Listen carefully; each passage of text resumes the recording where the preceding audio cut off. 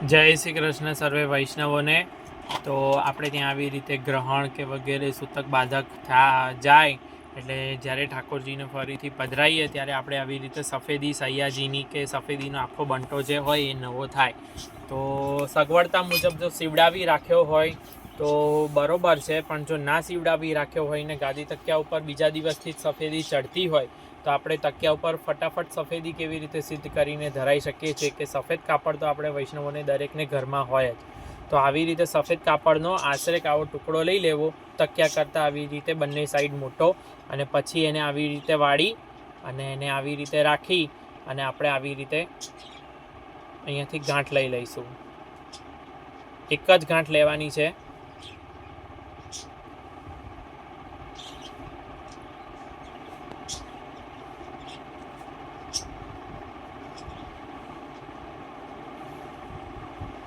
જો બંધ થઈ જતું હોય, ખુલી જતું હોય તો આપણે તકિયો વચ્ચે પધરાઈશું।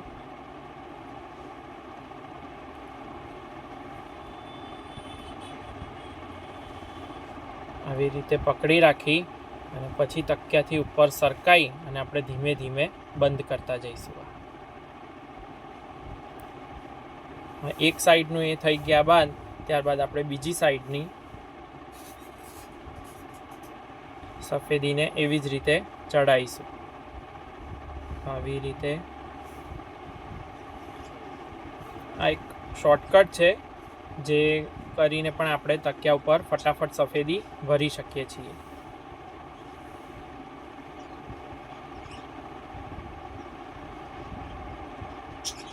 અને જો તમે દર અઠવાડિયે આપણે આવી રીતે સફેદી વળી કરતા હોઈએ અને નવી સીવડાવવાનો અનુકૂળતા ના રહેતી હોય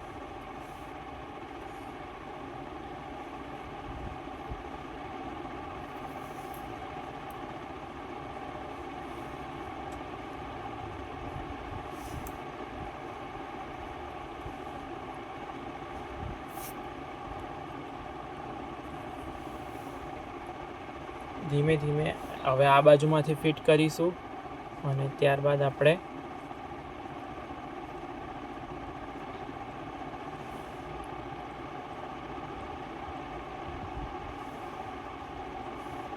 હવે જે ભાગ બહાર રહે એને આપણે અંદર પરોવતા જઈશું અને દોરો ખેંચતા જઈશું આવી રીતે।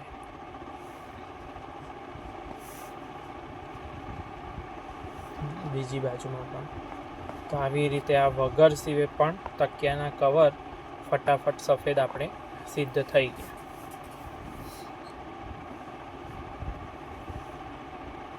અંદાજિત તમે પહેલી વખત કપડું લેશો એટલે આવી રીતે થોડી ગેપ પડે પણ વાંધો નહીં, અને આવી રીતે થાપી અને તમે મૂકશો એટલે એ જ ભાગ નીચેની સાઈડ રહેશે એટલે તમને તકિયાની સફેદી પરફેક્ટ દેખાશે।